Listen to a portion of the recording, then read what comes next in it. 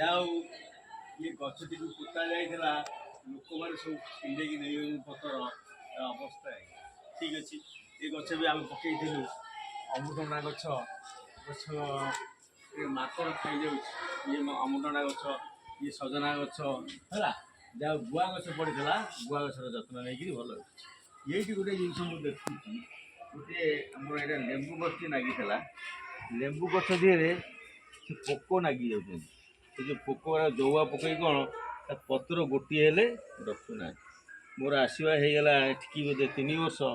3 ବର୍ଷ ଭିତରେ ଯାହା ଭିତରେ ଡେଭଲପ୍ କରିକି ଏ ଗୁଆ ଗଛ ବି ପକେଇଥିଲି ଏତେ ବଡ଼ ବଡ଼ ହେଇଗଲାଣି।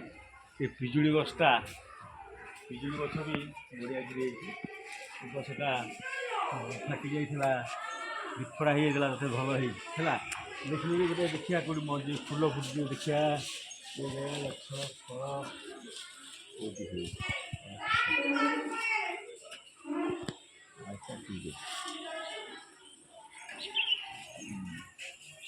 ଗଛଟା ବଢ଼ିଆ ହେଇଛି ଏଇଠି ଦେଖ ବଢ଼ିଆ ସୁନ୍ଦରରେ ଏ ଦିନେ ବି ସେ ତା'ର ଫୁଲ କଢ଼ି ବାହାରିଲାଣି ଏଠି ବାହାରିଲାଣି ଏଠି ବାହାରିଲାଣି ଏଠି ବାହାରିଲାଣି ଇଏ ଗଲା।